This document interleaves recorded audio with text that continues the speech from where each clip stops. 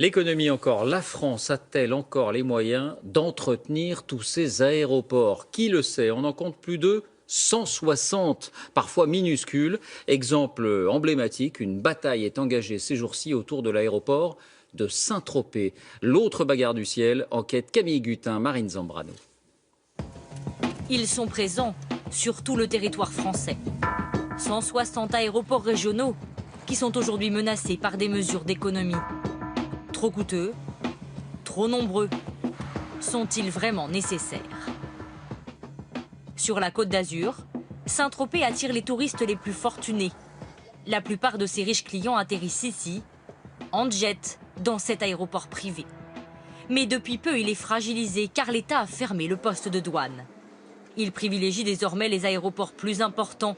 Résultat, les vols internationaux hors espace Schengen, anglais ou suisse, ne peuvent plus atterrir à Saint-Tropez. Et pourtant, ces jets sont les plus rentables. Sur un avion en provenance de Russie, l'aéroport perçoit 5 000 €, contre seulement 850 pour un vol français. Les vols hors Schengen, s'ils représentent 10% du trafic de l'aéroport de la Mole, représentent toutefois 30% de son chiffre d'affaires. Une perte économique importante aussi pour les entreprises de la région. Gérald Heyman est propriétaire d'une société de limousines. La plupart de ses clients ont acheté une maison dans la région.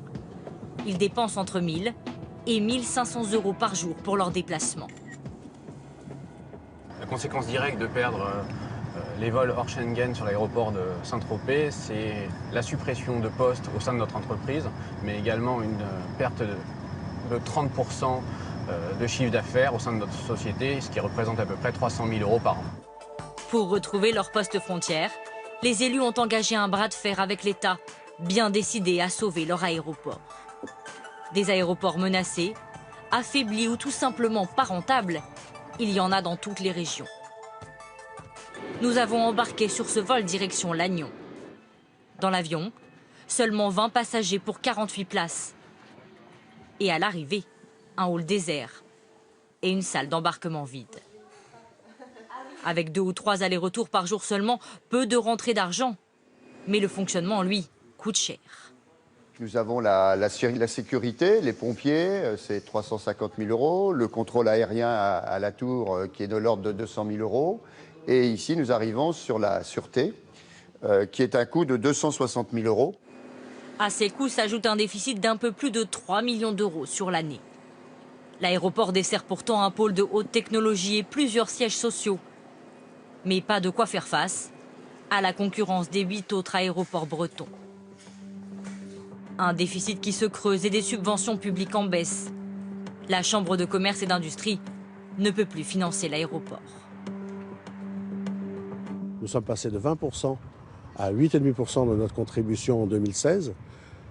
1,5 million d'euros de contribution de la Chambre de commerce et d'industrie au titre de ce déficit ces 4 dernières années. C'est pas vivable. Pourtant, l'aéroport de Lannion ne fermera pas ses portes. Les collectivités territoriales se sont engagées à le maintenir à flot, coûte que coûte.